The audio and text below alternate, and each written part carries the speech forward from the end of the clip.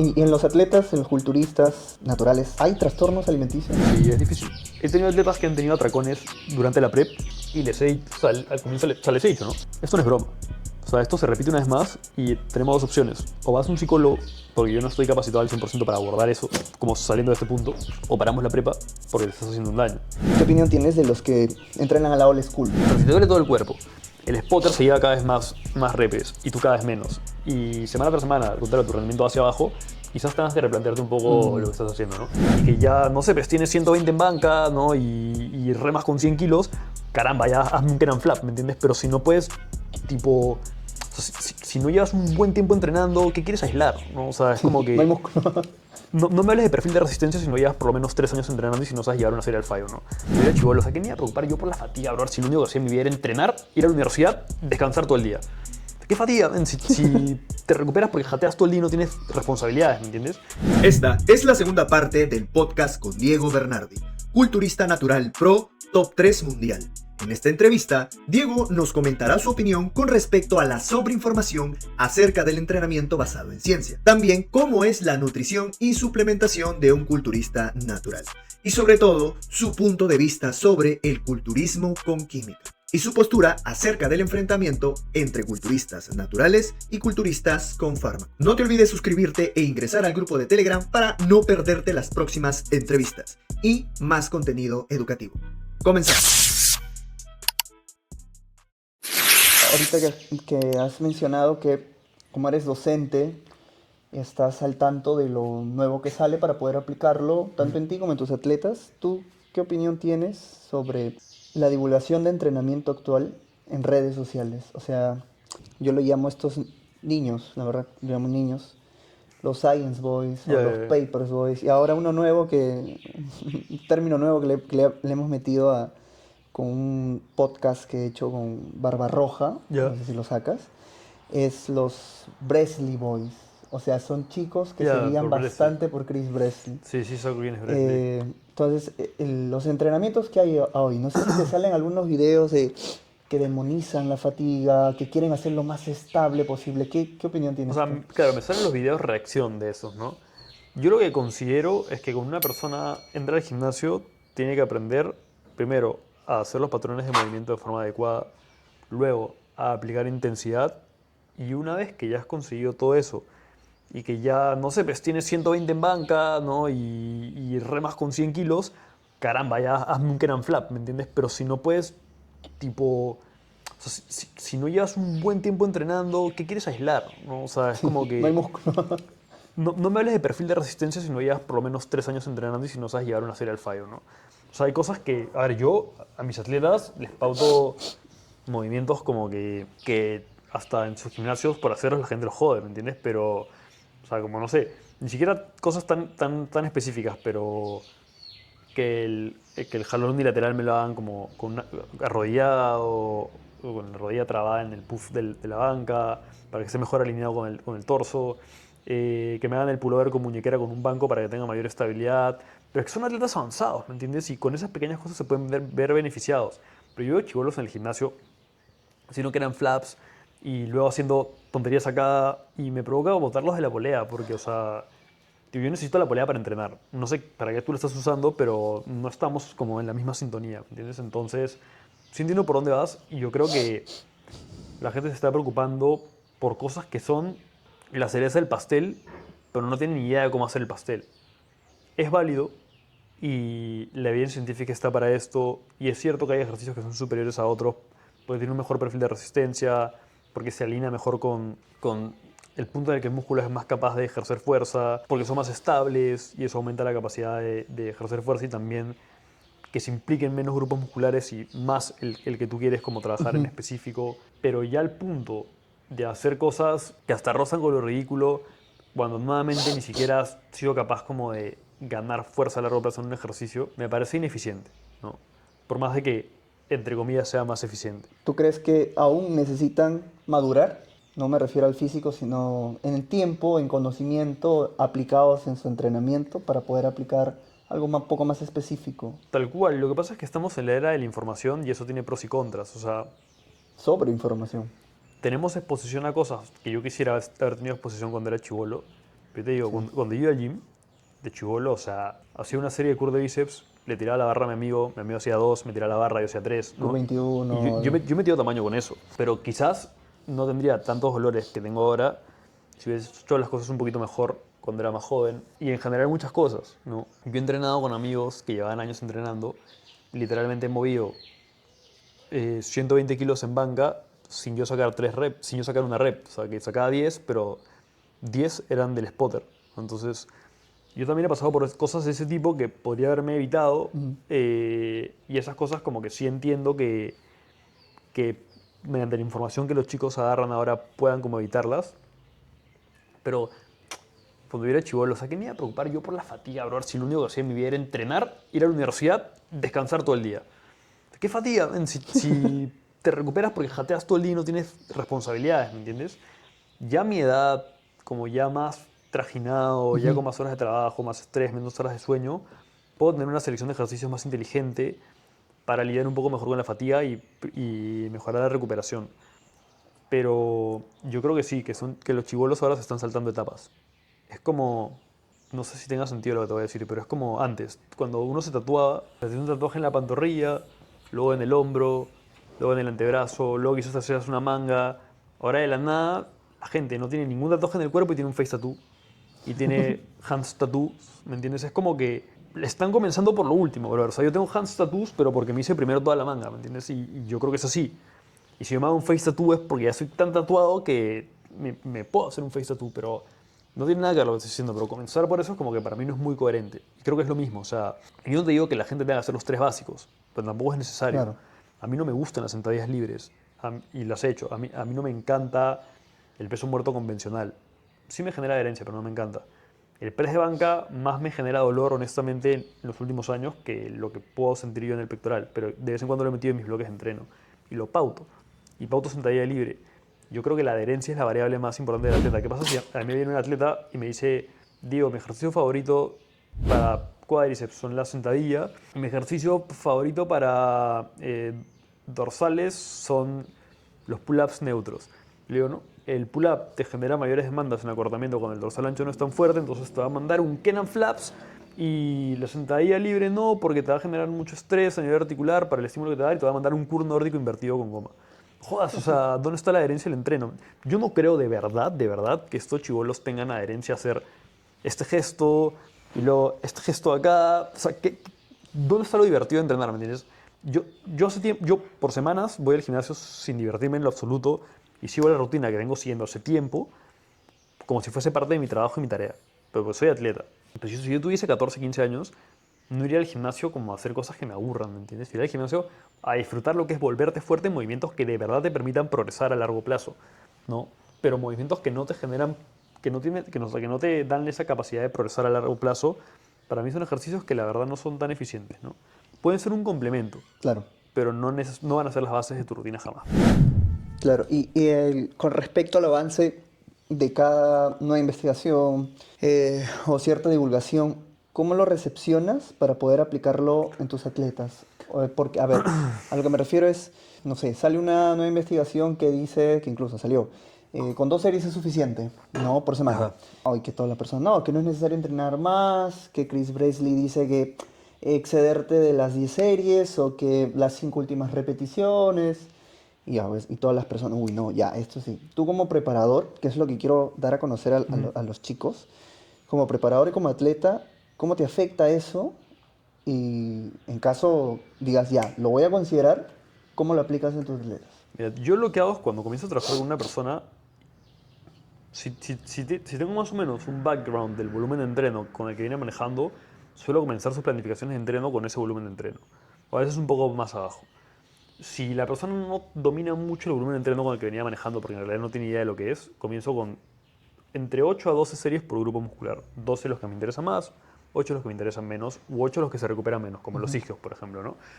A medida de que la persona va progresando, se va recuperando bien, si hay algunos grupos musculares que toleran una mayor carga de trabajo y de verdad me está aplicando la intensidad adecuada, lo comienzo a subir el volumen de entreno en esos grupos musculares. Como por ejemplo yo puedo usar la evidencia científica que va apareciendo a mi favor. Lo que tú dijiste, que podemos incluso seguir progresando con un volumen de entreno muy bajo. Si yo tengo una persona que de verdad se funde con un volumen de entreno que yo considero bajo, quizás podemos trabajar con un volumen de entreno menor. O si yo tengo un atleta que llevo tiempo trabajando con él y de repente cambió totalmente su trabajo y ahora trabaja muchas más horas y tiene una menor disponibilidad de tiempo para entrenar, por una temporada trabajamos con un volumen de entreno muy bajo y seguramente va a poder seguir progresando porque se está adaptando a su situación actual. Porque si yo lo seguía manteniendo con el volumen de entreno que manejaba antes, no iba a completar los entrenos, se iba a quemar y no se iba a recuperar igual, ¿no? Luego, yendo más allá, si salen estudios que muestran que las pantorrillas o el gemelo crecen mejor en estiramiento, normal, planifico los ejercicios de pantorrilla con parciales en estiramiento, por ejemplo, ¿no? Pero no es que, no sé, pues te vaya a mandar a hacer solamente mantener un isométrico en estiramiento de tu pantorrilla, o quizás sí, como una técnica avanzada después de la serie, pero nuevamente, siempre y cuando esta persona con una correcta programación para ese grupo muscular específico y una buena selección de ejercicios no está teniendo tan buen progreso, ni con mayor volumen, ni con mayor frecuencia, podemos probar como cosas extras y ver cómo va avanzando eso, ¿no? Y es por eso también que me gusta trabajar con gente avanzada. O sea, yo nunca suelo aceptar a gente novata porque no tengo la capacidad de estar ahí con un atleta y enseñarle a hacer una sentadilla y enseñarle a hacer un peso muerto. Mi servicio no va por ahí, porque yo no tengo esas capacidades y yo sé que las tienen otras personas, entonces derivo también, ¿no?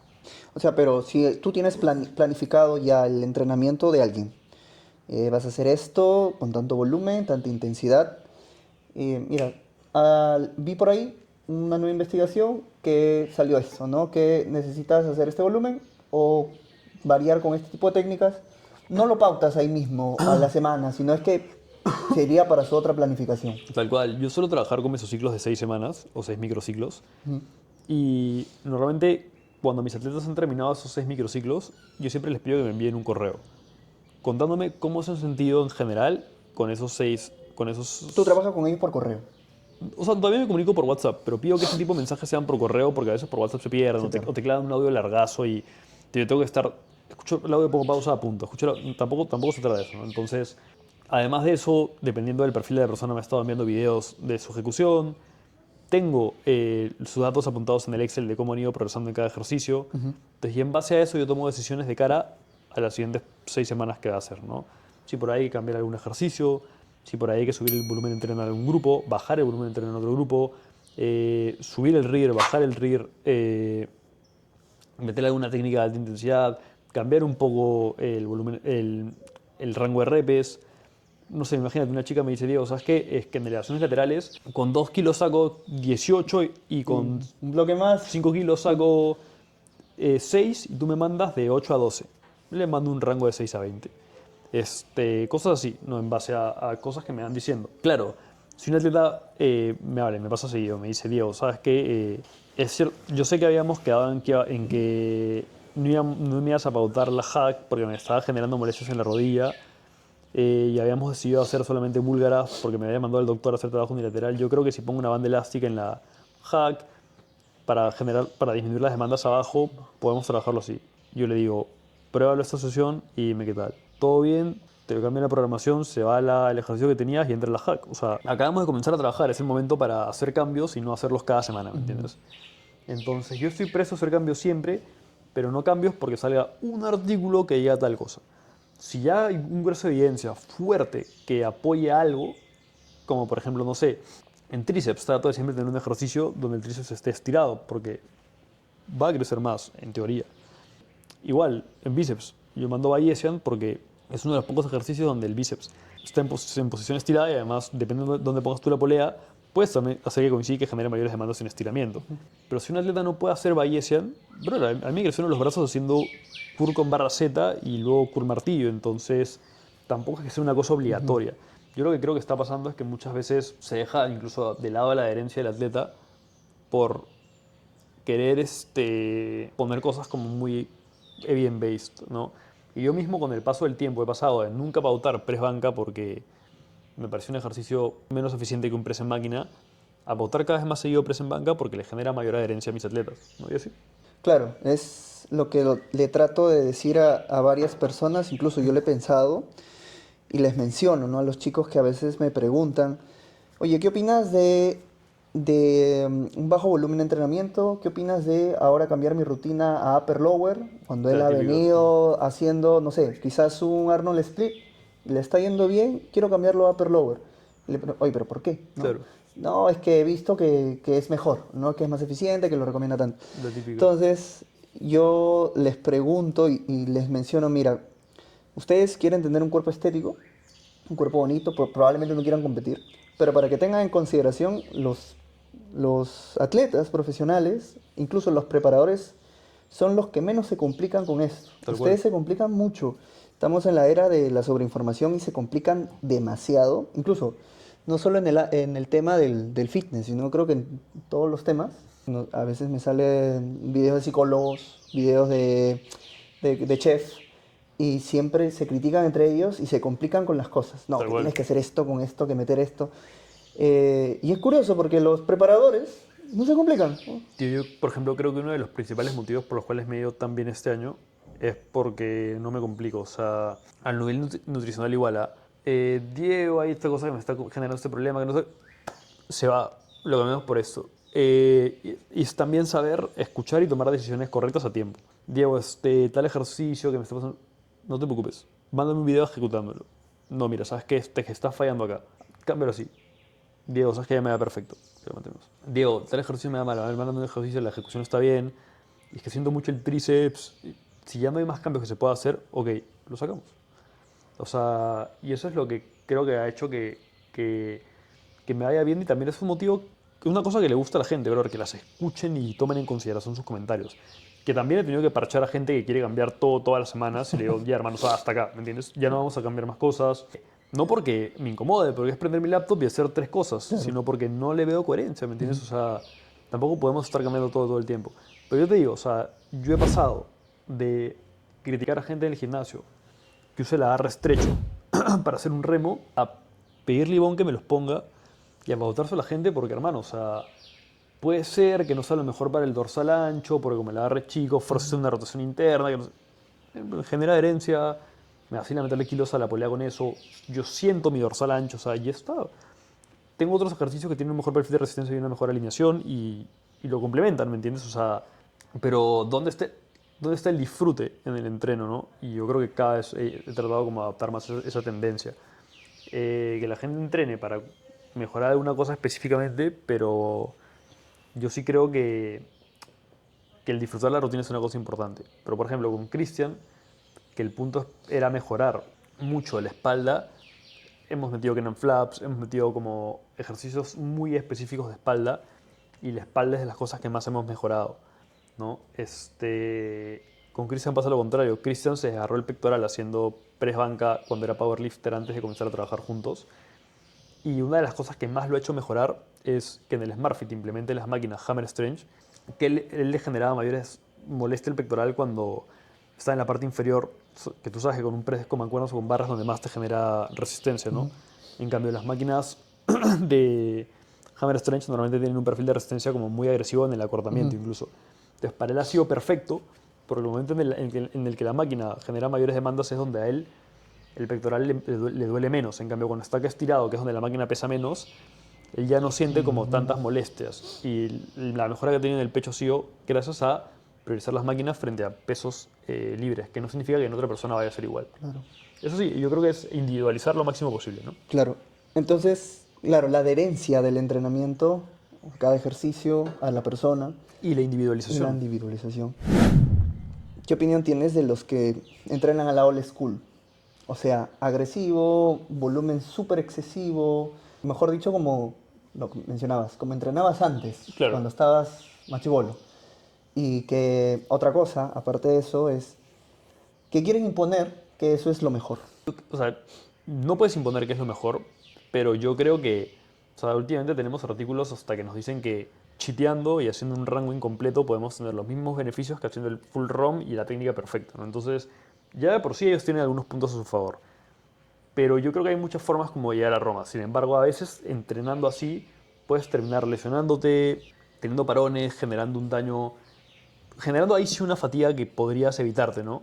Por al final, claro, si tú entrenas así y de verdad te estás progresando sesión tras sesión sin que te espoteen la mitad de tus repeticiones y demás, puedes seguir. Y estás Este, progresando. Pero si te duele todo el cuerpo, el spotter se lleva cada vez más repes y tú cada vez menos. Y semana tras semana, al contrario, tu rendimiento va hacia abajo, quizás tengas que replantearte un poco lo que estás haciendo, ¿no? Pero sí considero que mucha gente ha perjudicado su rendimiento por basarse mucho en, no, que esto es RIR 2, no, que esto es RIR 3. Pero, también mucha gente que se burla del RIR y que dice, no, que tienes que ir al fallo en todo, ni siquiera sabe ir al fallo. O sea, tú los ves yendo al fallo y le entraban 10 repeticiones más tranquilamente, ¿no? Entonces, no sé, es como que yo soy del medio. O sea, yo lo que trato es, tú ves mi rutina y todo dice 0, o todo dice F. O sea, todo lo que llevas al fallo o RIR 0. Solo algunos movimientos como hack o peso muerto, ¿no? Pero al final tú me ves y yo trato pues, de afrontar las series con agresividad, de hacer la técnica lo mejor que pueda. Creo que el foco tiene que estar siempre en lo importante. Y también considero que no hay que casar tenis con ser 100% evidence-based, ni que los evidence-based son unos idiotas y se fijan en tonterías y vamos a hacer entrenar como entrenaba Arnold, que por eso ganó 8 limpias o no sé cuántos, porque no es así. O sea, Arnold entrenaba con muchas cosas basadas en evidencia sin saberlo, pero también cometía errores. Entonces la idea es hacer lo que hacía bien Arnold y evitar lo que hacía mal Arnold, ¿no? Claro. Básicamente. Y en los atletas, en los culturistas naturales, ¿hay trastornos alimenticios? ¿Y has tenido atletas? ¿Cómo los afrontas? ¿Cómo...? Sí, es difícil. Donde, a ver, he tenido atletas que han tenido atracones durante la prep y o sea, al comienzo o sea, les he dicho, ¿no? Esto no es broma. O sea, esto se repite una vez más y tenemos dos opciones. O vas a un psicólogo, porque yo no estoy capacitado al 100% para abordar eso, como saliendo de este punto, o paramos la prepa porque te estás haciendo un daño, ¿no? Y yo no te voy a empujar al punto de dañar tu salud. Suficiente. ¿Los atracones consideras un daño? Sí, claro. Sobre todo si, o sea, el trastorno por atracón es un trastorno subclínico, diagnosticado por el DSM-5, creo que es el manual de psicólogos. Y los atracones son especialmente comunes en la postcompetencia. Yo le digo a todos mis atletas, yo tengo la charla con todos, de cómo abordar el postcompetencia, de cómo abordar tu relación con la comida. O sea, si tu logaritmo en TikTok es solo comida, en plena preparación estás jodido y estás destinado a fracasar en tu postcompetencia. Y eso lo digo a la gente, ¿eh? Y si aún así lo hacen, yo ya dije, o sea, yo no puedo hacer más. Luego también, en la post-competi, yo le digo a la gente, tú terminas de competir y lo que tienes que hacer es salir a disfrutar con tu familia y amigos, pero no darle a la comida un mayor peso del que tiene. Y no es tratar de comer todo lo que no has comido en prepa el mismo día. Tienes toda una vida para comerlo. Cuando yo veo un competidor que tiene su mochila llena de dulces, post-competi, yo ya sé que va a fracasar en la post-competencia. Fracasar es una palabra muy amplia, porque tú puedes tener una buena competencia, un buen post-competi, habiendo metido 6 kilos muy rápido, pero normalmente lo que termina pasando es que ganas 10 kilos en una semana, no te ves como quieres, estás deprimido, quieres definir de nuevo cuando ya no es un momento para que definas porque ni siquiera te has recuperado a nivel hormonal. Y hay casos en los que puede haber incluso conductas purgatorias, que es, me voy a avance con la comida sin control después de la competencia, pero camino 50.000 pasos diarios. O hago horas de cardio, o me induzco al vómito, que eso ya es más grave, ¿no? Ah, ya, me preguntaron ahí, ¿es necesario hacer una etapa de volumen o solo con recomposición corporal basta? No, o sea, ¿para competir dices o qué? Creo que sí, porque quiere competir. O sea, yo lo que diría es que si tú te planteas competir, por lo menos, no siempre, pero en la gran mayoría de casos, tienes que haber experimentado una definición exitosa, o sea, haber llegado a un 8 o 10% de grasa bien, alguna vez en tu vida, sin ningún problema en el camino. Y luego tienes que llevar, pues, por lo menos 5 años entrenando, ¿no? Y con 5 años entrenando es como bien y en superávit, idealmente, ¿no? No 5 años en superávit, pero entre subidas y bajadas. Porque al final, si bien con una norma o con un superávit muy ligero se puede ganar una cantidad grande de masa muscular. ¿Qué pasa? Que si tú estás como recomponiendo con las calorías bajas, mientras más bajas son las calorías con las que tú arranques la prep, con menos comida vas a acabar. Claro. Y es más, hay gente que ni siquiera logra terminar la prep porque ya la cantidad de comida que tendría que llegar a meter es bajísima, ¿no? O sea, tú recomiendas empezar la preparación, mejor dicho, la etapa de corte, de definición, con calorías lo más alto que se pueda. No necesariamente, porque hay algunos preparadores como A.J. Morris que, por ejemplo, tienen como la pre-prep phase, Ah, la prepara. que es como un mini-cut parecido, donde, ¿qué pasa? Que es como el punto en el que el atleta venía metiendo la mayor cantidad de calorías y cuando incluso está saturado de comer y cuando tiene el porcentaje de grasa más alto, tú puedes ahí meter un corte bien agresivo, hacer que el rate of loss o la tasa de pérdida de peso sea como más agresiva. La posibilidad de perder masa muscular es menor porque tiene más grasa. Y ya terminas la pre-prep phase y ya comienzas la preparación como tal, hasta incluso subiendo un poco las calorías por encima de las que venía metiendo porque sigue en déficit, pero ya la magnitud del déficit es menor y ya te interesa que la tasa de pérdida de peso sea menor, pero ya el punto de partida, digamos, es con un punto de grasa más bajo, ¿no? Yo comencé, yo de hecho, así fue que hicimos la prepa con Christian, ¿no? Metimos un minicut, comenzamos a subir gradualmente las calorías como haciendo un reverse dieting y con ese punto es que comenzamos la prepa. O sea, esa pre-prep es un mini corte. No siempre. Dime. Es un mini corte agresivo. Sí. Bajas las calorías. Sí. Y de ahí vas subiendo poco a poco, como una dieta inversa. Sí. Y hasta más o menos qué punto para volver. Y ahí vuelves a bajar otra vez. No necesariamente vas subiendo poco a poco. Lo que pasa es que, por ejemplo, eso fue lo que yo hice con Christian. Pero, por ejemplo, no sé, si un atleta mío viene metiendo 4.000 calorías y luego yo le pongo 2.500, por ejemplo, para el minicut, y con esas 2.500 pierde 1 kilo por semana, pero luego, ya habiendo terminado esa pre-prep, a mí me interesa que pierda 300, 400 gramos máximo por semana, y con las 2.500 viene perdiendo 1 kilo por semana, entonces si yo lo subo a 2.800, seguramente con esas mantenga la tasa ya en menos 400 gramos por semana, y no ha sido necesario como hacer una subida tipo reverse dieting, sino le he subido de golpe. Ok. Porque al final, mucha gente piensa que el déficit es un número puntual, pero el déficit es enorme, ¿ves? ¿No? O sea, puedes tener un déficit del 5%, del 10%, del 15%, del 20%, hasta el 50%, ¿no? O sea, al final, yo nunca planteo un déficit del 50%, pero quiero decir, si tú con 2.300 calorías pierdes peso, no significa que con 2.500 no vayas a seguir perdiendo peso, solo que lo vas a perder a un ritmo más lento, ¿no? ¿En qué momento bajas tú? ¿Sientes que ya debes bajar? Por ejemplo, le haces un déficit de un 5%. ¿En qué momento consideras que aumentas más la bajada de calorías? ¿Cuando el rate of loss se pone constante o ya no baja? Normalmente hago un déficit del 10% y la típica, 3 cosas en las que me fijo: en cómo se ve la persona, en cómo van sus pliegues y perímetros, en caso se tome o yo les tome, porque algunas personas las veo en persona, y el peso. Si 2 de esas van bien, no hay por qué ajustar. Por ejemplo, ¿no? Si la persona no ha perdido peso, pero ha bajado un montón la sumatoria de pliegues, ha mejorado en los perímetros y a nivel visual se ve mejor, quizás no sea necesario meter un ajuste, pero depende del tiempo que quede. Porque uno de los grandes problemas de cuando uno comienza a ser preparador, que te lo puedo decir yo en mi experiencia, que tienes un atleta que está teniendo una recomposición corporal bravaza y tú pues, te estás gozando de la recomposición corporal porque estás viendo cambios fantásticos, pero luego te das cuenta, ya cuando estás muy cerca de la competencia, de que debiste haber ajustado antes porque ya no tienes tiempo para llegar al punto de competencia. No sé si me dejo entender. Sí. Comenzaste la prep muy tarde o comenzaste a apretar muy tarde de nuevo, ¿no? Entonces, yo creo que va a depender de la cantidad de kilos que tú hayas pensado que tu atleta tenía que perder al comienzo. Que puedes atinarle, como puede tener que perder menos kilos de los que tú pensabas, como normalmente va a tener que perder más kilos de los que tú pensabas. O sea, normalmente cuando una persona dice, no, yo con 5 kilos ya estoy, en realidad no, probablemente tenga que perder 10. Sobre todo para categorías más extremas como bodybuilding o clásico, ¿no? Cuando tú pautas el tiempo que necesita su preparación, un atleta, alguien te viene, pero no ha competido antes, no conoce lo que es un porcentaje de grasa bajo, como para decir, ya, este es tu peso final al que más o menos deberías llegar. Ajá. Y estás con este peso, tú a partir de eso calculas, ¿no? Más o menos cuánto tiempo va a tomar.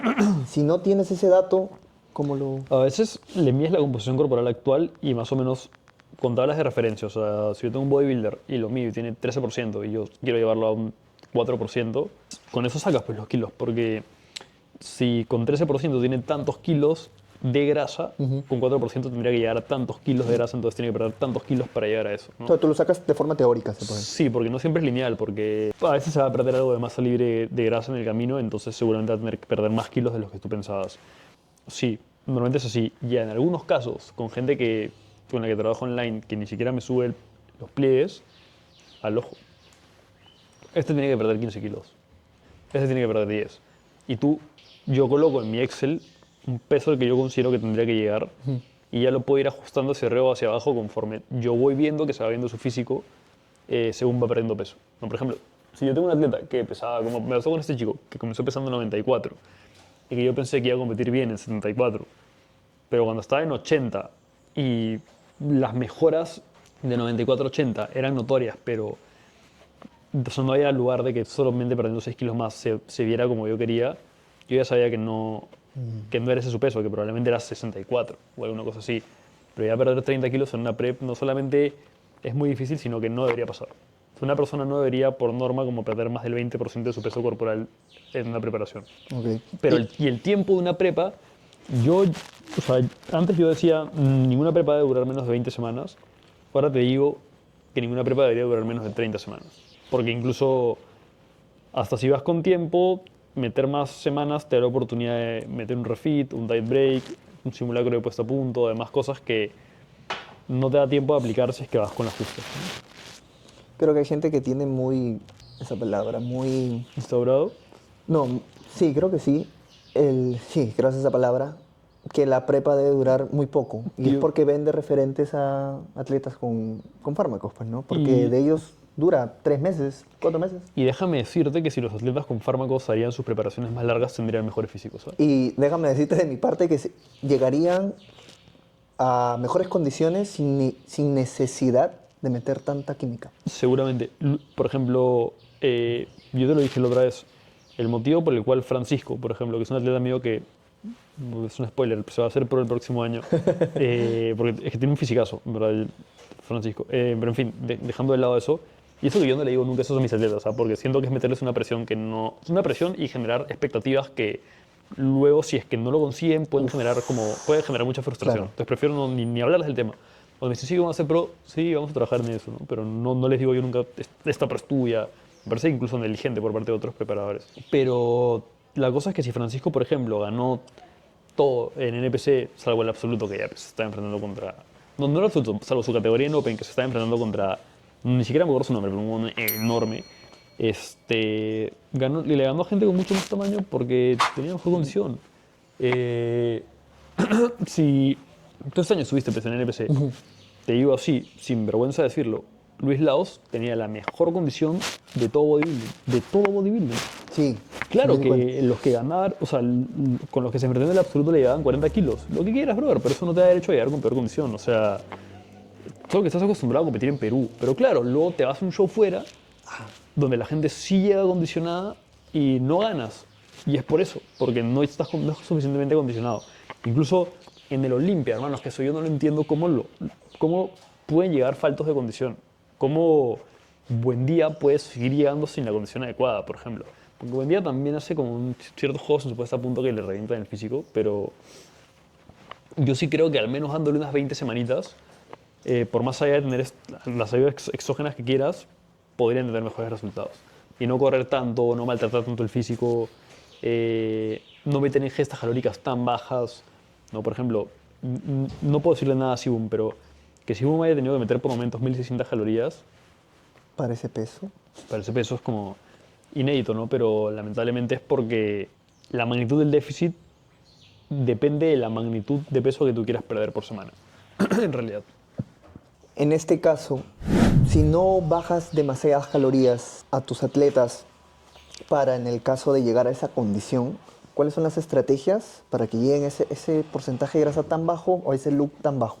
O sea, créeme que sí tienes que llegar a calorías bajas en algunos puntos. O sea, de hecho, yo me he sentido mal en algunas personas porque les he puesto calorías bastante bajas. ¿A qué consideras bajas, por ejemplo? O sea, en hombres se llevaba a meter por temporadas muy cortas 1400, 1300 calorías y en chicas se ha llegado a 1000, ¿no? Pero claro, te hablo de chicas que pesan pues 47, ¿no? O sea, tampoco Claro, es que es mucho. es complejo, pero normalmente para no comer tan poco pues, tienes una media de 25.000 pasos, 26.000 pasos, a veces metes cardio específico, igual no, a una intensidad no tan elevada, yo no soy tan partidario de meter cardio hit, por ejemplo, pero es eso, o sea, y eso es lo que, esa es una cosa que me cambió el chip a mí el año pasado, que fue solito, no lo hablé con nadie, fue una cosa que pasó por mi cabeza. Si a mí alguien me contrata con el objetivo ambicioso de ganar un campeonato, van a pasar dos cosas. Primero, yo voy a tratar de salvaguardar al máximo su salud. Eso sí es verdad. Pero me estás contratando para ganar. Y tu salud está en segundo plano. Me interesa que ganes. Y no por mí, por ti y el compromiso que tienes con tu objetivo. Y yo exprimo a la gente todo lo que puedo, pero escucho. Si siento que una persona no puede más, y te digo, eso puede ser con 2.000 calorías como con 1.200, le aflojo la prepa y converso con ella y le digo, quizás en esta temporada no saquemos el físico que tú estás buscando, pero no quisiera como generarte un problema, ¿me entiendes? Pero si una persona me aguanta, yo lo voy a exprimir. Y es porque a mí me gusta que me expriman. O sea, a mí no me interesa, y ya te lo he dicho, la posición en la que yo quede. Pero es que no podría yo soportar que una persona me gane por yo haber fallado en algo. O por falta de huevos. O sea, si me ganan es porque tiene mejor físico que yo, porque tiene más tiempo entrenando que yo, porque tiene mejor línea que yo, porque tiene mejor genética que yo. Pero nadie me va a ganar porque ha trabajado más duro que yo. O sea, no está dentro de mi cabeza. Y eso es lo mismo que considero yo que debería pensar la gente con la que yo trabajo, y es como me gusta que piensen mis atletas, ¿no? O sea, yo quiero sacar en tarima el mejor físico que dentro de mis capacidades soy capaz de sacar.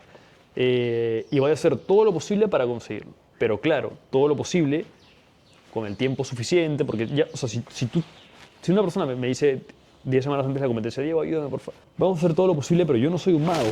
Y la gente tiene que saberlo. No hay preparadores que sean magos.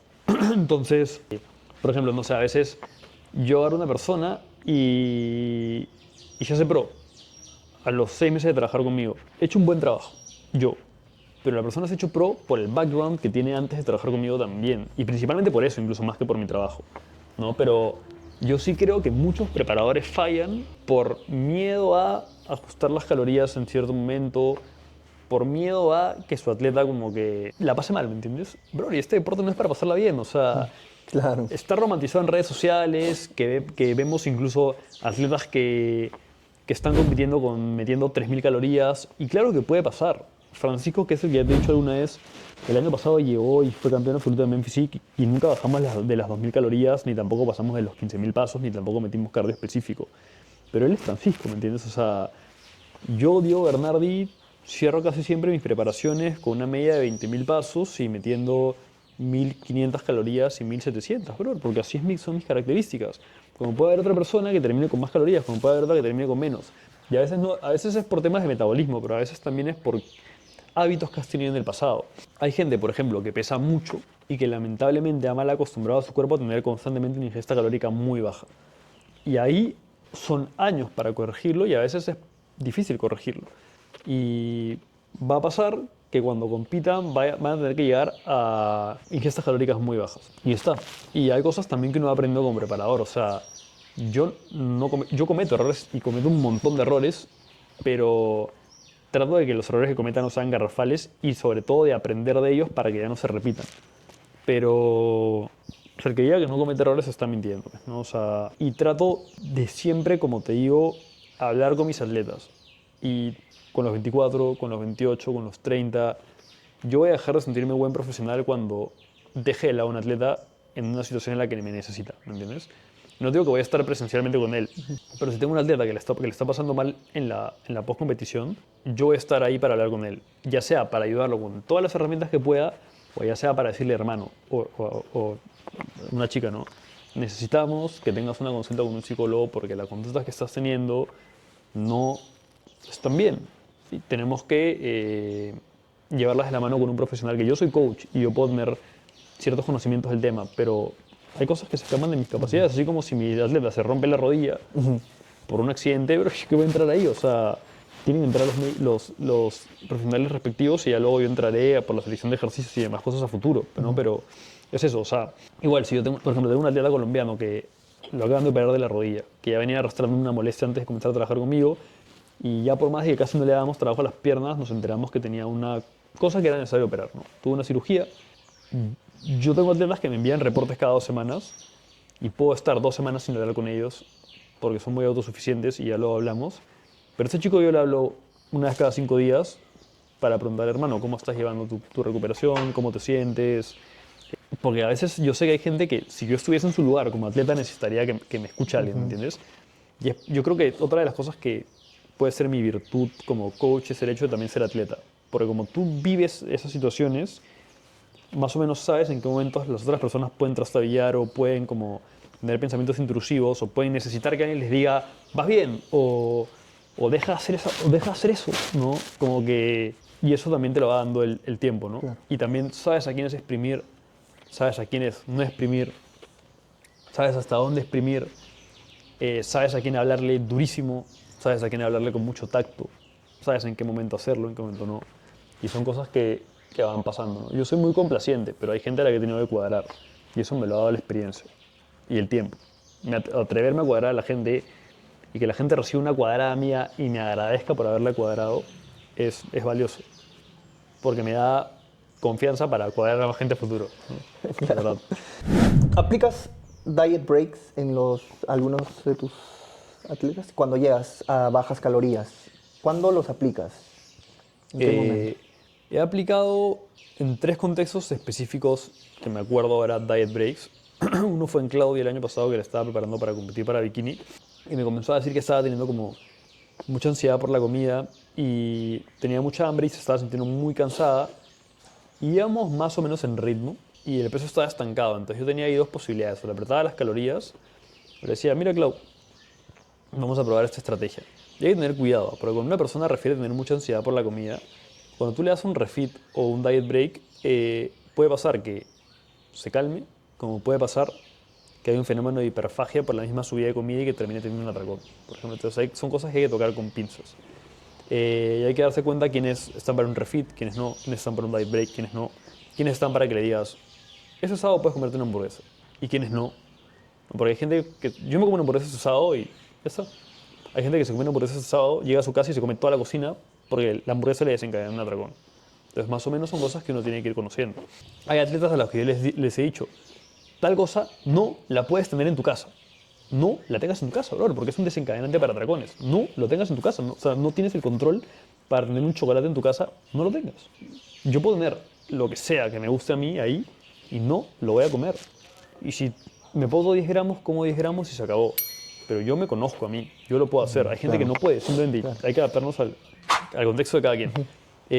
Entonces el primer diet break fue en Clau, le fue muy bien, mejoró mucho en entrenamientos, el apetito bajó mucho, de hecho el peso comenzó a bajar un poquito también. Y después de eso apretamos de nuevo y sacó un muy buen físico, de hecho quedó tercero el año pasado en WNF, pero en bikini. Luego está Luis Laos, que iba perdiendo peso a una tasa muy rápida y le subí las calorías, creo que estábamos como en 2100 y 1900 y se las subía a 2400 todos los días. E incluso creo que estaba como en... Esto me acuerdo bien clarito porque lo he puesto en una de mis clases. Creo que estaba en 649 antes del diet break y con una sumatoria de players X. Y después de verlo, después de 2 semanas, estaba en 64, se había bajado 900 gramos y había bajado players también. José Luis, igual, venía teniendo una tasa de pérdida de peso más rápida de la que yo quería y le dije, hermano, ¿cómo vas? Que a nivel fatiga no, que estoy un poco cansado, que no sé cosa, que metemos una semana de diet break. Y a veces es una semana, a veces si esa semana pega muy bien, son 2. A veces ese diet break se termina volviendo... Me pasó con Jessie, por ejemplo. Yo comencé a trabajar con Jessie este año. Ella es la que compitió en Figure y venía como muy trajinada porque o sea, venía de trabajar con otra preparadora y en realidad ya estaba con el porcentaje de grasa muy bajo. Y teníamos tiempo, entonces yo le subí la comida, le puse un diet break y de hecho del diet break incluso bajamos la actividad e incluso comenzamos a subir un poquito las calorías semanalmente como un reverse dieting sobre el diet break hasta el punto en que yo dije, ok, ya, Jessie, bueno, hemos estado estas semanas, te sientes mucho mejor, ahora es momento de comenzar ya la prep de nuevo, ¿no? Y yo creo que hay que saber cuándo aplicarlo. Hay gente que aplica muchos refits, muchos diet breaks y lo que termina haciendo es que su atleta no llega al punto, ¿no? Entonces, eso, hay que saber en qué contextos aplicarlos y cuándo. Y lo que nos dice el grueso de evidencia es que los diet breaks no necesariamente van a mejorar ninguna variable fisiológica, pero lo que sí pueden hacer es disminuir el hambre subjetiva. Entonces, si hay un atleta que esté teniendo como mucha hambre, puede ser interesante, pero hay que tener cuidado que cuando tú le subes la comida a una persona que está teniendo mucha hambre, lo que suele pasar es que le dé más hambre. Cuando la persona está en baja calorías y le vas a meter el diet break, ponte que la persona está en 1400. Ya. Le subes de golpe el diet break calorías de mantenimiento, ¿verdad? ¿O lo consideras menos? Lo que pasa es que si yo le pongo las calorías de mantenimiento según una fórmula, probablemente le esté dando más de las que debería. Porque cuando tú sacas las calorías de mantenimiento por una fórmula, no está tomando en cuenta las adaptaciones metabólicas a las que ha venido sometiéndose la persona por el tiempo que lleva haciendo dieta. Entonces, normalmente lo que yo hago es, le añado a las calorías que viene consumiendo un 20 o un 30% extra. Y voy tanteando, ¿no? Prefiero ir a lo seguro. Esa es la forma en la que aplicas tú el diet. Sí. Y le das de golpe. O sea, De viene golpe. la semana, 30% más. Sí. Y cuando termina esa semana, Suelo regresas a las calorías igualitas. suelo Estamos. regresar a las que estaba, sí. Ah, ya. No le bajas de a pocos, otra vez. No, regreso de golpe. Sí. Baja de golpe. Y eso le suele funcionar. No afecta mucho. Oye, me ha ido muy bien así, ¿ah? Me ha ido muy bien así. De hecho, me ha pasado, es loco ya, porque si tú lees el grueso de evidencia que hay sobre los refits, en el estudio más grande que hay, seguramente, o más interesante que hay, que es el de Campbell y colaboradores, no hay, o sea, hay una mejora en el gasto energético en reposo y también en la retención de masa libre de grasa, pero no es significativa. Es como una tendencia. Hay otro estudio de Campbell donde, no es de Campbell, pero hay otro estudio donde se ve que durante el refit hay una menor sensación, una menor percepción de fatiga. Lógico, estás metiendo más comida esos días. Y luego se lo he leído a no sé si Eric Trexler o Eric Helms, pero uno de los dos, acerca de los refits, creo que es Helms, y citaba un artículo, no recuerdo cuál era el artículo, porque lo he leído en un artículo de Helms, donde él citaba como, un artículo me refiero a un artículo web, donde él citaba un paper, de que los refits sí parecen elevar el metabolismo, como elevar el gasto energético en reposo, pero esa magnitud a lo que elevan es equivalente a la magnitud en la que tú estás elevando las calorías. ¿A qué me refiero con eso? Que si yo te doy, por ejemplo, 300 kilocalorías extras, o 1000, digamos, tu metabolismo se boostea, pero no lo suficiente como para no recibir el impacto de esas 1000 extras. Es como si no hubiese pasado nada, no sé si me dejo entender. Sí, sí, sí. Entonces, eso es lo que te dice la teoría, pero la verdad es que yo a veces he aplicado refits en gente que su peso no se mueve por nada, y de repente después del refit, ¡pum!, las calorías con las que estaba antes han comenzado a surtir efecto. El cuerpo es súper curioso y hay cosas que no están estudiadas, hay cosas que no están dichas, entonces mientras más herramientas tenga un preparador que sean coherentes y que tengan cierto sustento fisiológico y las pueda poner en práctica siempre y cuando no arriesguen ni la integridad del atleta ni tampoco por hacer esas tonterías te quede falta de tiempo, me parecen válidas. Ok. A mí, por ejemplo, Ivonne nunca me ha dado un refit, no ha sido necesario.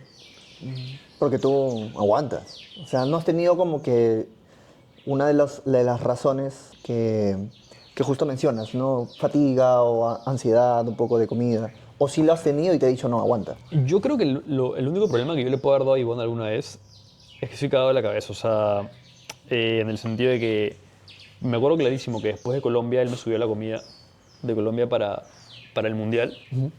Y yo le comencé a decir, lo jodía interdiario, le decía, hermano, no me veo bien, siento que estoy ganando grasa, que no sé qué cosa. Y ya cada vez me veía peor yo en el espejo, María Paz me decía que estaba bien, y vos me decía que estaba bien. Y lo obligué básicamente a que me retorne las calorías con las que estaba yendo a Colombia porque no podía. Y me ha pasado igual con un atleta. A mí, o sea, me ha tocado vivirla como preparador. Y es verdad, y a veces hay que respetarlo, porque la parte psicológica influye bastante, ¿no? Por más de que tú creas como preparador de que estás haciendo lo correcto. Yo creo que ese también es el fuerte de Ivonne, ¿no? Que escucha y actúa en el momento y no como... Yo antes era mucho de, estamos en una pequeña recomposición corporal, a ver, podemos esperar una semanita más. Eso en gente que no compite, pero en gente que compite, que el calendario está ahí, mierda, te la juegas. O sea, a veces no tienes el tiempo para esperar esa semana a ver qué pasa. Tienes que tomar decisiones. Tienes que tomar decisiones y puedes equivocarte, Claro. pero es que el que no se equivoca no gana. Ok. Ahora, vamos a entrar al tema de suplementación. ¿Cuáles son los que realmente sirven y cuáles son los que no sirven?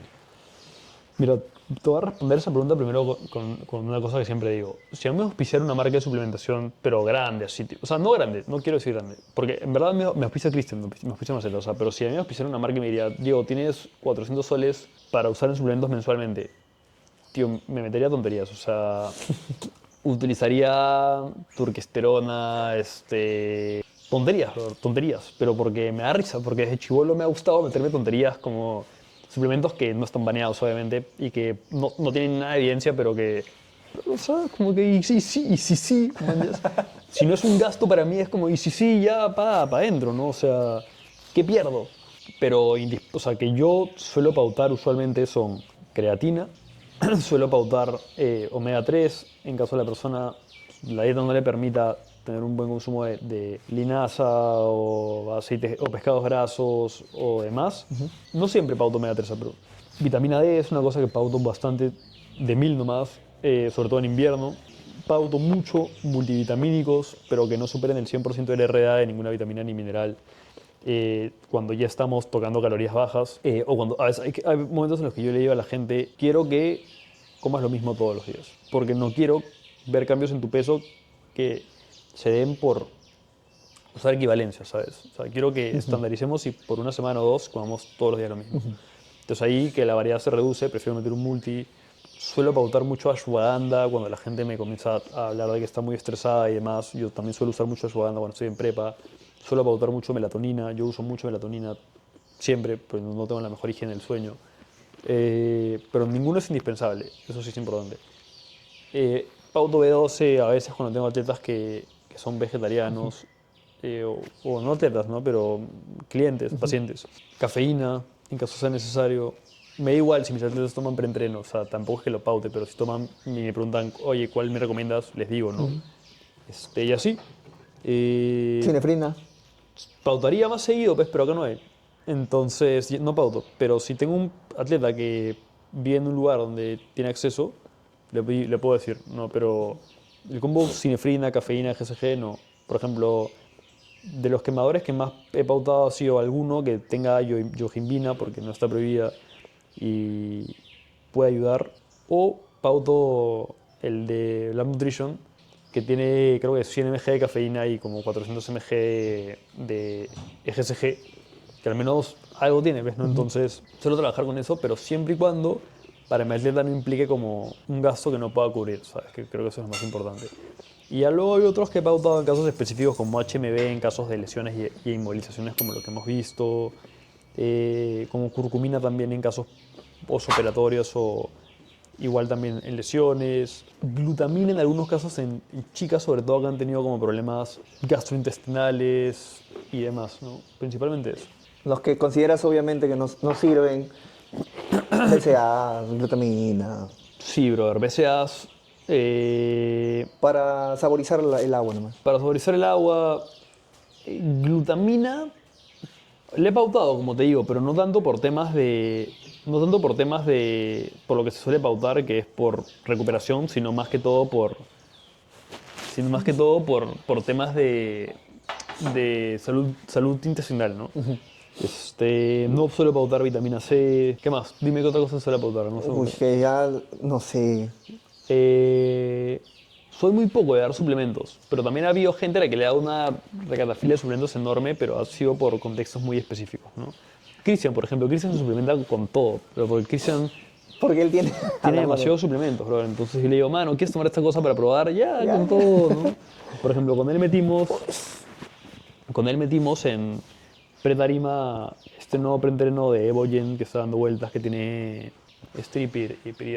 hiperhidratante, ¿cómo se llama? Que tiene glicerol. Glicerol. Y bien, o sea, lo metimos como... ¿Glicerol solo para qué sirve? El glicerol es un hiperhidratante y un fijador de agua. Hace que, digamos, permite que pueda ingresar quizás más agua de la que normalmente se puede tolerar en el cuerpo. O sea, A la célula del músculo. pero es riesgoso. En cantidades, no sé cuáles, no me preguntes, pero en cantidades muy elevadas puede generar hiponatremias, edemas cerebrales e incluso la muerte, ¿no? Entonces, es un suplemento que se tiene que usar con pinzas, pero obviamente en el de Evogen no vienen dosis tan altas, pues, ¿no? Pero ¿Y cómo lo sintió Cristian? Ese speech que dicen que se sintió enorme y que le... él lo había metido alguna vez en algún entrenamiento y es por eso que lo metimos, porque a mí no me gusta probar cosas que no se han usado previamente. Pero no te diría que vi un gran cambio en su físico, tras usarlo. O sea, Simplemente para el momento, para el bombeo. sí, fue como para ver qué tal, ¿no? Lo tienes ahí, hermano, hay que probarlo, ya está. ¿Qué opinión tienes sobre que es algo que suele bastante debatirse. Suplementos nacionales versus extranjeros. Hay marcas nacionales que me dan seguridad, como por ejemplo Ever Protein, que principalmente tienen proteínas vegetales y creatinas, pero hay otros que no voy a mencionar, pero a los que no les tengo como mucha fe, digamos, ¿no? Y que ya hay otras personas con mucha llegada a nivel de nutrición que han hablado de ellos y los han destruido básicamente, ¿no? Por X análisis de laboratorios que se han hecho y demás, y que han demostrado no tener lo que declaran. Y bueno, yo mismo cuando las he tomado más de chibolo me caen bomba, entonces prefiero no consumirlas, ¿no? O sea, prefieres prácticamente utilizar suplementos de afuera.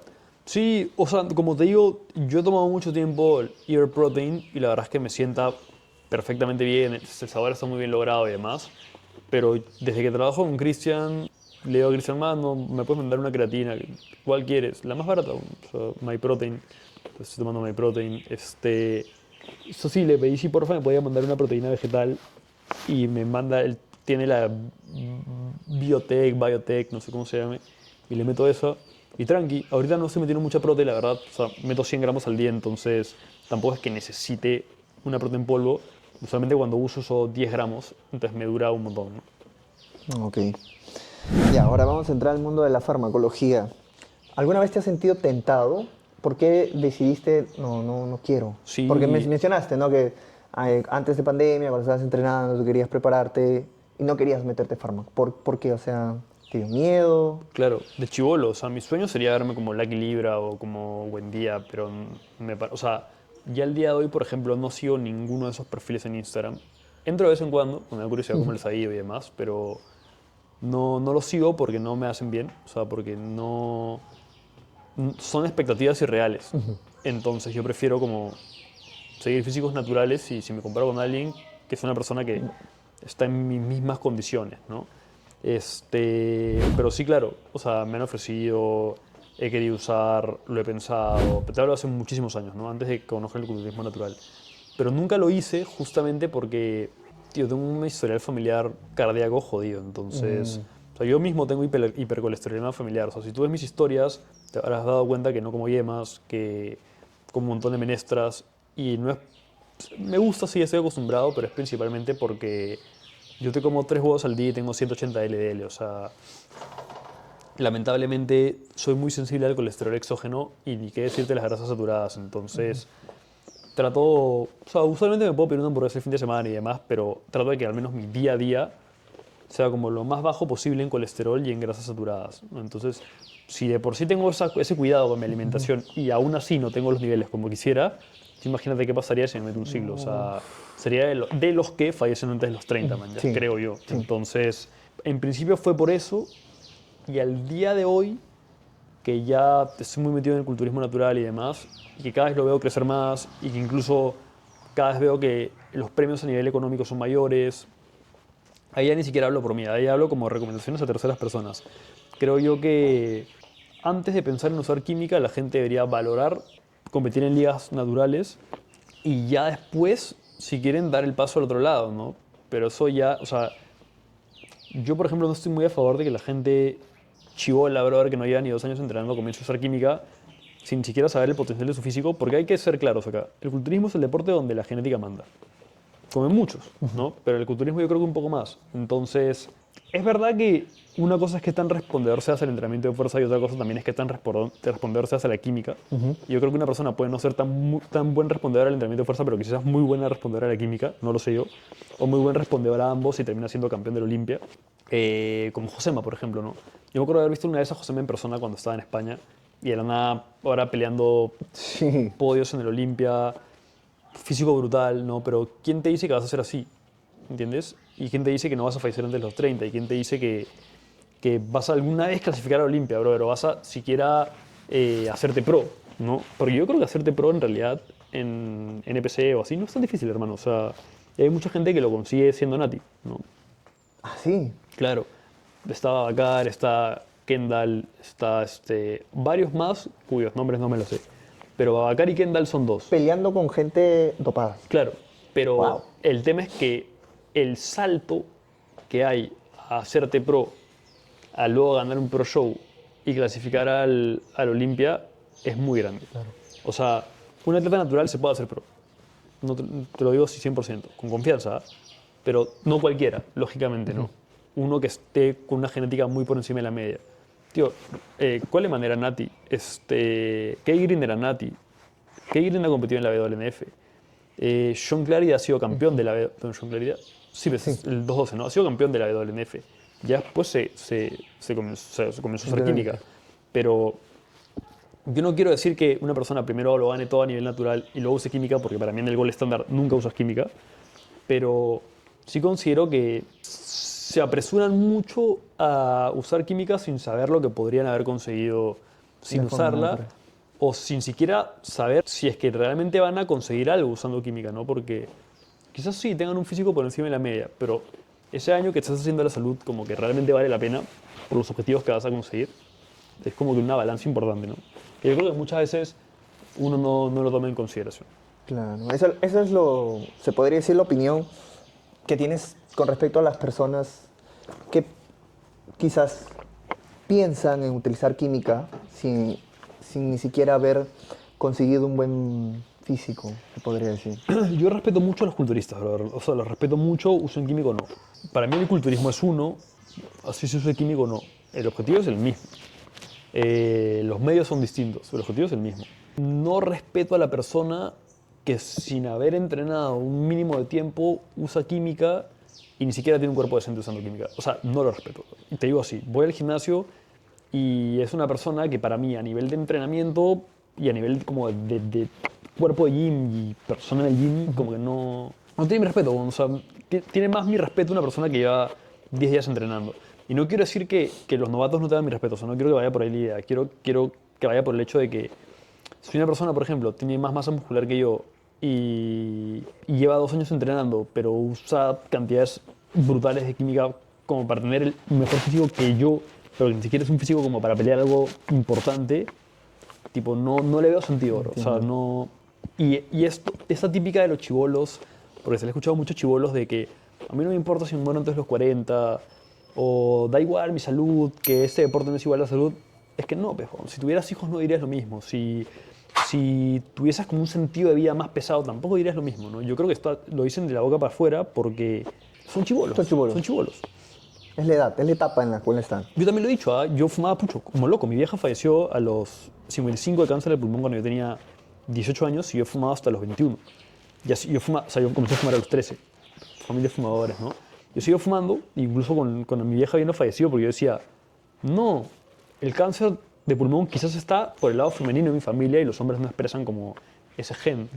O quizás mi mamá y mi abuela, porque mi abuela también falleció de cáncer de pulmón, fallecieron de cáncer al pulmón porque fumaban, pero no hacían ejercicio. Que en parte es cierto, no hacían ejercicio, pero es como que una persona se quiere cegar, ¿me entiendes? Se quiere cegar para seguir haciendo algo que quiere de todas formas proteger, que no le va a hacer daño.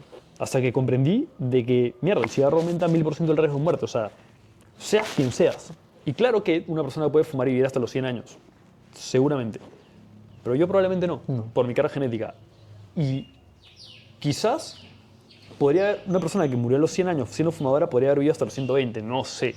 Pero, ¿me entiendes? Hay cosas que prefiero que no se promuevan. O, por ejemplo, yo consumo marihuana ocasionalmente. Y de chibolo defendía su uso. Me agarraba boca a boca, por ejemplo, con mi madrina y le decía, no, pero es que esto me hace bien, que no sé qué cosa. No, brother, es una droga y las drogas te revientan te revientan el cerebro, mañas. Te lo revientan, brother. O sea, te hacen producir dopamina en momentos en los que quizás no deberías estar produciendo tanta y ya luego después te desregula, ¿me entiendes? Y yo lo sé y soy consciente. Y si lo hago ahora, soy consciente de que lo estoy haciendo y lo hago ocasionalmente. Pero porque yo puedo hacerlo sin pegarme, pero hay gente que yo sé que no puede hacerlo sin pegarse. Entonces, esa gente, por ejemplo, no debería hacerlo. Pero lo que quiero ir con todo esto es que cuando uno es chibolo, toma decisiones estúpidas.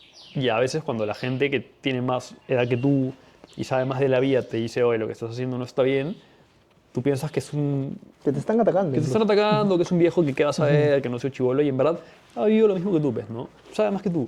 Y eso sí. Y yo creo que cuando ya te vas dando cuenta de esas cosas, como que comienzas a mejorar ciertas cosas de tu vida o tomar decisiones más sabias, ¿no? Como yo, que ya voy, creo que 6 años sin fumar un cigarro, y no existe motivo por el cual yo vaya a fumar un cigarro alguna vez, de nuevo, ¿no? Mira, es el tema de la farmacología, sí, es un poco picante, más que todo en el culturismo natural. Y algo que sí te quería preguntar es, si bien tú obviamente no consumes, ni siquiera incitas a su uso, ¿qué opinas de las personas que tienen la misma meta, ¿no? O sea, hacer que los chicos se alejen de la farmacología, pero lo hacen desmeritando a las personas o a los atletas que consumen fármacos, diciendo, no, estos se van a morir, no, se mueren, o clásico que veo que dicen, no, estos entrenando así, hasta las patas, comiendo hasta las patas, incluso ni entrenando van a andar masa muscular, no lo hagan chicos, que son unas tonterías. ¿Qué opinas de esas personas? ¿Creen que lo están haciendo bien? O sea, yo lo que creo es que estoy en contra, perdón, de cualquier tipo de extremismo, ¿no? En principio. Luego también entiendo que a veces para tú hacer crecer tu negocio o hacer crecer la corriente que tú sigues, confrontar y ser extremista es una buena forma de marketing. O sea, lo entiendo. Ok. Pero yo ya te dije, o sea, yo creo que una persona, sea lo que sea que haga, merece respeto. Yo sé que hace un rato dije lo que no respeto a una persona, pero me refería a otro contexto. O sea, nadie merece que yo hable mal de ellos o que yo diga o yo desmerite su esfuerzo por las cosas que esa persona haga, ¿no? Una persona que quiere ser Mr. Olympia o quiere hacerse pro en la NPC y usa química, sabemos que las personas que usan química tienen una ventaja muy por encima de la gente que no usa. Y también sabemos, porque no es una mentira, que las personas pueden ganar masa muscular sin hacer nada usando química solamente. Pero eso no quita que para ser el mejor del mundo tengas que entrenar muy bien, comer muy bien, y por más de que tengas una ayuda extra, igual no significa que no estés comiendo bien y que no estés entrenando bien. Entonces, quitarle mérito a una persona que usa química está mal, porque al final, claro que la química hace que se recuperen más rápido y que rinda mejor, pero para eso el esfuerzo que hace es el doble también, ¿no? Y además, otra cosa también es que la química tiene ciertos efectos secundarios que uno no tiene cuando está haciendo una preparación de culturismo natural. Y yo creo que hay efectos secundarios a nivel psicológico y a nivel de estado de ánimo que yo por lo menos no he percibido, y que conozco gente que usa química que sí lo ha tenido. O sea, como insomnios más jodidos, cambios de humor un poco más jodidos. Entonces, no te voy a decir que son como que merecen mucho más respeto, pero están lidiando con cosas con las que uno no ha lidiado, ¿no? Entonces, cada quien es libre de las decisiones que toma, mientras que no obligues o como que fomentes el uso en personas, sobre todo menores, brother, que eso para mí está mal. Está bien, o sea, eres libre de hacer lo que quieras. Y atacarlo por hacerlo, sin dañar a terceras personas, me parece que está mal. O sea, a mí no me vas a hablar, no me vas a ver como hablar jamás de, no, que le da, tiene ese físico porque usa química. Claro, porque pinchado, es dopado. Claro, obviamente, pues, si aparece un chibolo que hace un año tenía un físico bajísimo y no entrenaba y de repente pasó un año y tiene un fisicazo, tío, o sea, es porque si estás usando química abiertamente, en gran parte es por la química, ¿no? Pero también seguramente se ha esforzado, ha hecho las cosas bien para tener ese físico. Pero, por ejemplo, así como estoy en desacuerdo de que la gente, por defender el culturismo natural, ataque a la gente que usa química, me parece brutalmente estúpido que haya gente que usa química que diga que el culturismo natural no es culturismo, o que el culturismo natural sin química no existe, o que uno tiene que ciclarse para de verdad ser culturista, o que culturismo sin química no va. Te digo comentarios que he escuchado realmente, o que el culturismo natural no existe, que la gente, que todos usan química, pero que saben cómo pasar los controles, que es mentira. Y si están seguros de eso, que lo hagan, ¿man? Que se vayan a una competencia de culturismo natural y pasen los controles. Y demás cosas, ¿no? O que digan, no, que esto es un flaco, que nunca va a tener un físico. Tío, es que los estándares en base a los que nos comparamos son distintos, ¿no? Y eso sí. Mira, cuando le hice la entrevista a Sebastián Carpio, Yo. dijo algo muy interesante. Lo que pasa es que yo lo conocí más a Sebastián cuando una vez estaba por TikTok y veo un live y él estaba discutiendo con varias personas. Ya. Entonces yo me metí, ¿no? De sapo. Y estaban discutiendo sobre el culturismo natural, Ya. sobre el natural y la química. Entonces, había una persona ahí que se llamaba Naturalito. Entonces yo dije, bueno, empezamos a debatir, discutir. Una de las posturas que él decía, que justamente es eso, ¿no? Las personas que usan fármacos sin entrenar o entrenando hasta las patas o comiendo hasta las patas, obtienen resultados. Y ahí luego te dicen los efectos secundarios. No, sí, que es malo para la salud. Y Sebastián me dijo algo muy, muy interesante que yo no lo había visto así. Y es que si tú le dices a una persona, si tú sales con ese discurso a decir que usando química puedes entrenar como se te da la gana, puedes comer como se te da la gana y aún así vas a tener resultados, la persona lo va a usar. Porque el ser humano siempre va a tratar de buscar lo más fácil, ¿no? Claro. A la mayoría. Entonces me pareció interesante porque yo no lo había visto de ese lado. Y mucho más en los jóvenes, en los chibolos. Si tú a un chibolo le dices, oye, mira, con química vas a agarrar un montón de músculo, así tú entrenes hasta las patas, comas hasta las patas y todo eso, vas a ganar músculo. Y ahí le dices, oye, pero vas a tener los efectos secundarios. Ya, el chibolo no te escucha. Cuando tú dices efectos secundarios, es como decirle a un adolescente, no tomes alcohol estando en la universidad, o no fumes estando en la universidad. Lo va a hacer. Claro, es que es un arma de doble filo. Como yo te decía hace un rato, o sea, a nivel hispano, sobre todo, hay mucho esta corriente como de atacar a la gente que usa química o hablar mucho de los efectos secundarios en el sentido de constantemente hablar de fallecimientos como para generar conciencia. Y lo que termina pasando con eso es que sí, en parte, tú puedes hacer que una persona que se queda con la mitad del discurso termine usando porque tú le dices que va a pasar eso. Como también lo que puedes hacer es simplemente lograr que la gente no quiera participar pasa en España. Yo he hablado con gente directamente que no quiere participar, por ejemplo, en la WNF porque no está muy de acuerdo con la postura del presidente. Y como en España hay otras federaciones de culturismo natural, prefieren ir a otras, por más de que no sean tan como decirlo, tan de tanto renombre como la WNF, ¿no? Entonces, yo creo que es riesgoso tener ese tipo de posturas. Y hay otras federaciones de la WNF, no federaciones, perdón, hay otras... Cuando te refieres a ese tipo de posturas, por ejemplo, del presidente de la WNF de España, ¿a qué te refieres? ¿Como que atacan bastante a los que usan química? Claro, o sea, todo el mundo sabe, ¿no? que el presidente de la WNF de España tiene una postura bastante radical, ¿no? Yo te digo, o sea, al final se respeta un montón, en el sentido de que gran parte del crecimiento del culturismo natural, sobre todo de habla hispana, ha crecido tanto gracias a él. Y los shows que se montan en España no tienen punto de comparación y están a nivel de shows de NPC o demás y incluso mejores algunos, ¿no? Pero el tema es que atacar a terceras personas no es lo mejor. Y en ningún caso, tampoco en política, tampoco en nada, ¿no? O sea, yo creo que uno puede hacerle muy buena publicidad a su negocio, en este caso no es un negocio, o a algo que... O a la corriente, claro. A tu corriente, sin atacar al otro. Pero lo que sí pasa es que también hay ataques por parte de la gente que usa química. Ese es el tema. Yo creo que no, o sea, no te sabría decir por dónde viene el primer ataque, no sé si me dejo entender. Porque claro, o sea, la cantidad de gente que ataca a otra por ser fake nati, supuestamente, es brutal. Entonces eso demuestra que la gente pues, no tiene conciencia de lo que se puede conseguir con un físico natural, ¿no?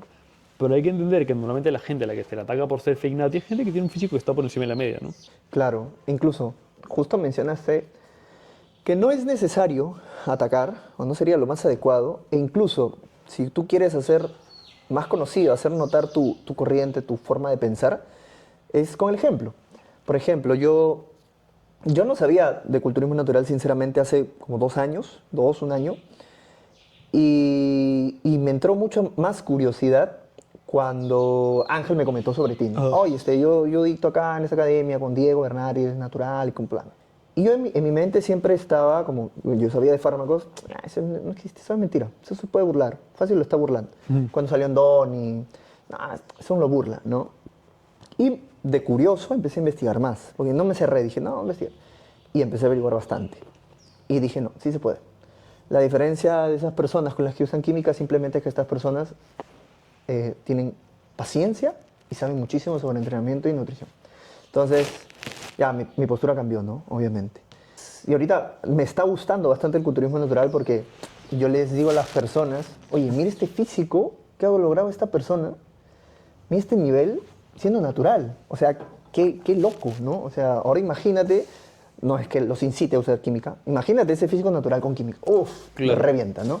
Pero a lo que voy es, das el ejemplo, no atacando, sino mostrando los físicos que se logran natural. Y eso es lo que veo, por ejemplo, en lo último campeonato de la WNBF de Perú. los físicos que han de los campeones, está Cristian, están todos, wow, o sea, yo digo, Brutal. sí, eso debería hacerse más conocido, deberían verlo todo el mundo para que vean los chibolos que se puede lograr ese físico sin química. Es que sabes que yo digo, y se lo he dicho muchas veces a María Paz, y va a sonar feo lo que voy a decir.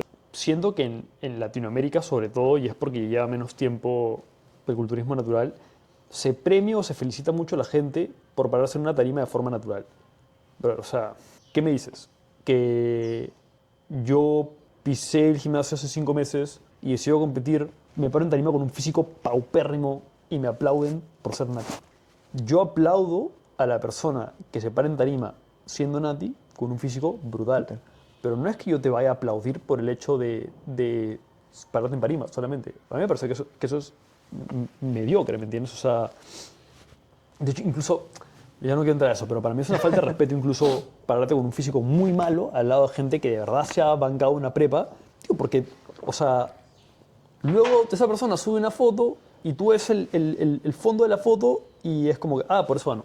Y no es así, ¿me entiendes? Entonces, yo lo que creo es que desde el punto en el que uno felicita a una persona solamente por el hecho de pararse en tarima es como que, no sé cómo decirlo, o sea, el mérito no es no usar química. El mérito es no usar química y de verdad ser competitivo en este deporte. Ese es el mérito. Que te tome el tiempo que te tenga que tomar. O sea, y para mí lo primero es llegar con una buena condición a la competencia. Porque el tamaño ya es un tema relativo, ¿no? Pero yo estoy de acuerdo. O sea, la mejor publicidad es... Por ejemplo, mi mejor publicidad como preparador no es hablar. Es mis resultados, sí. ¿me entiendes? Y yo lo sé. Pero también entiendo que cómo funcionan las redes, pues, ¿no? Entonces cada quien tiene formas de llegar a gente, pero a veces puedes jalar a 20 personas y ahuyentar a 30, ¿me entiendes? Entonces hay que saber cómo manejarlo. Claro. Pero hay gente que mediante esa forma de generar confrontación ha logrado hacer que su federación crezca un montón y entonces le funciona, ¿me entiendes? Entonces puede haber gente que siga también esa forma de actuar. Yo la verdad, tú no vas a ver un video mío nunca como atacando directamente a la gente que usa química porque ni siquiera quisiera yo generar confrontación. Pero si alguien me busca la boca como queriendo hacerme sentir inferior por ser nati o me dice que soy fake nati o se mete con mis atletas porque me dice que no son natis, ahí sí me voy a agarrar la boca. También alguna vez alguien me puso en un comentario de un reel que subí que yo subí un reel diciendo si un atleta podría ser competitivo siendo natural en una federación no natural. Y uno de los comentarios era, ¿qué pensaría tal de que estás llevando atletas naturales a federaciones no naturales y las estás apoyando? Y yo entiendo eso. Está mal visto que un atleta natural compita, por ejemplo, en el NPC. ¿Por qué? Porque tú, al inscribirte al NPC, estás sustentando esa federación. Y son federaciones que indirectamente promueven el uso de química, ¿no? Entonces, incluso a veces están auspiciadas por empresas de química. Entonces, lo entiendo. Pero en este país, que solo hay una federación de culturismo natural y que solo hay un evento, ¿qué se supone que hagan los atletas del resto del año?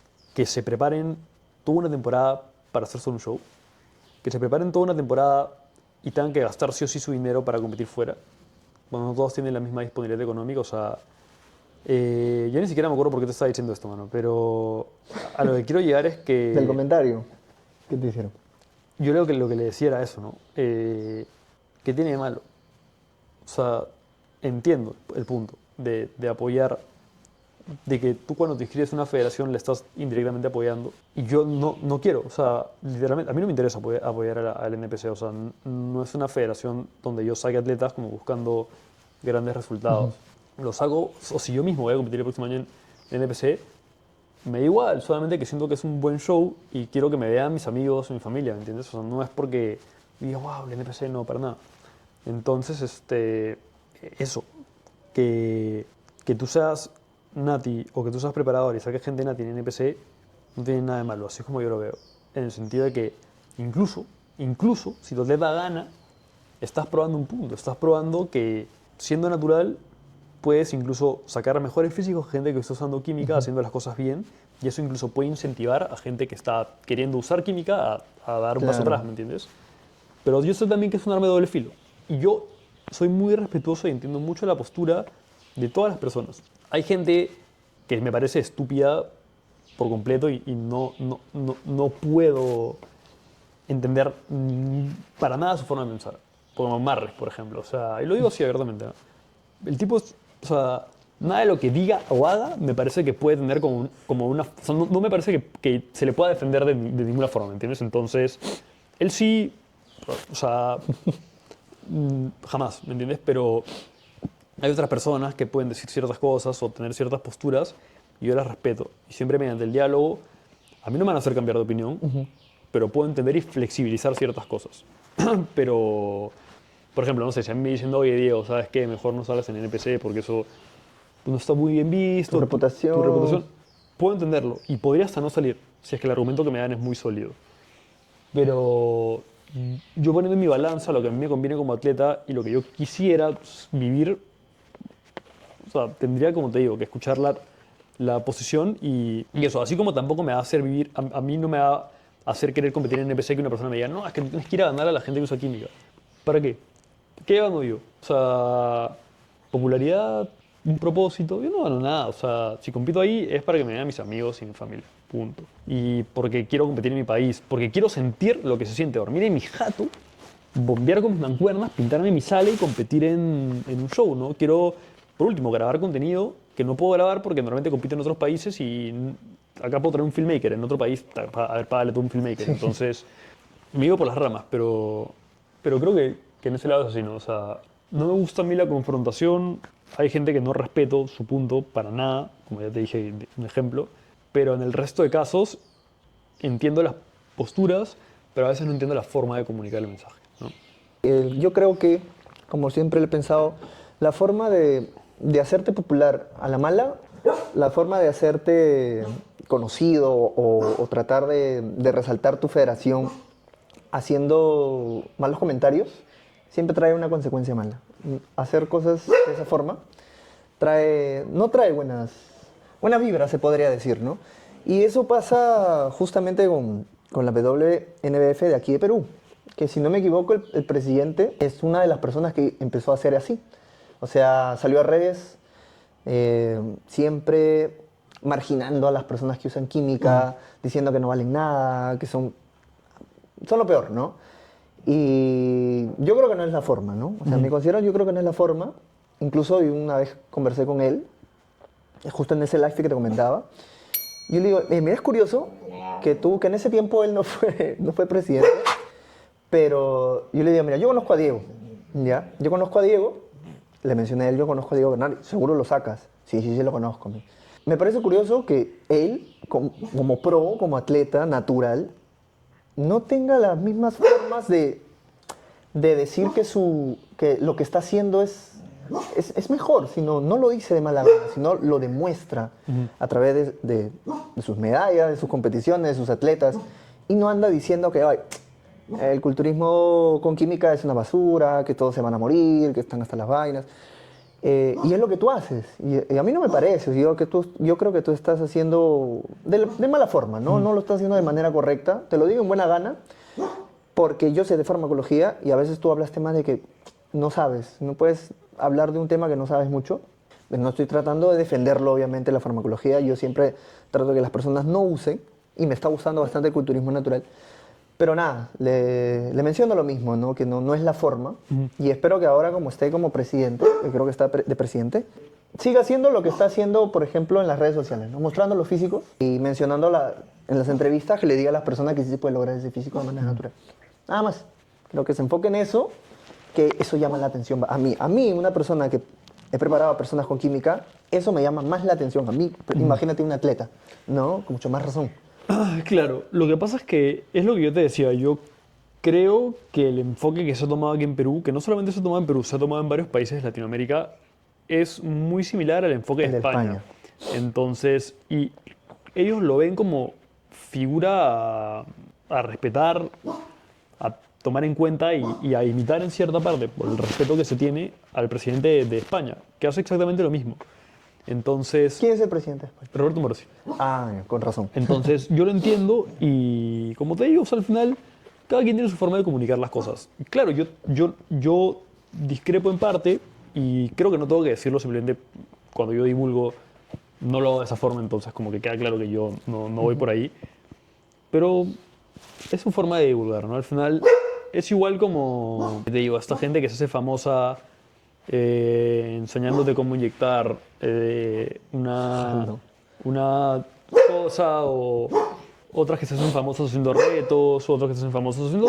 En final, como que cada persona tiene como que su forma de llegar, digamos, al objetivo, ¿no? Pero entiendo mucho el por qué se procede así acá en Perú, al igual que en otros países de Latinoamérica, y o sea, y es bastante común, ¿sabes? Y lo entiendo. Y entiendo que es quizás gente que está más comprometida que yo con que ya no se use química. Solamente que yo considero que eso no va a dejar de pasar. O sea, yo no considero que la gente vaya a dejar de usar química. Y además tengo amigos que usan química, entonces no quiero problemas con nadie, ¿me entiendes? Yo soy un tipo tranquilo, bro. O sea, no me gusta la confrontación. Cuando tiene que haber, habrá, pero no, a mí me gusta llevarme bien con la gente, y no me llevo bien con la gente porque sea patero, me llevo bien con la gente porque soy tolerante, man. Entonces, y soy tolerante a que la gente piense distinto a mí, siempre y cuando no me agreda, o siempre y cuando no considere yo que de verdad están dañando a terceras personas. Por ejemplo, el idiota que te mencioné hace un rato daña a terceras personas, entonces ya cambia la cosa. En el caso de la Federación Peruana y otras federaciones, es cierto que pueden hacer que algunas personas, al contrario de animarse, se desanimen, pero seguramente también hacen que mucha gente se anime. Entonces, lo entiendo. Si yo fuese presidente, quizás no lo llevaría por ahí, pero algo que me he dado cuenta en el último año, y se lo he dicho a mi novia y demás, es: yo no sería presidente jamás de ninguna federación, porque no me interesa, porque soy preparador y porque creo que no es tan congruente como ser preparador y presidente de tu misma federación, por ejemplo, ¿no? Quizás sí, pero no al nivel de preparador que yo quiero, que yo me gusta llevar muchos atletas. Entonces, una cosa es que lleves un atleta y tú seas el presidente, otra cosa es que lleves 10 atletas y tú seas el presidente, ¿no? Y además, tú sabes que la WNF no es como la NPC, donde el dinero te lo guardas.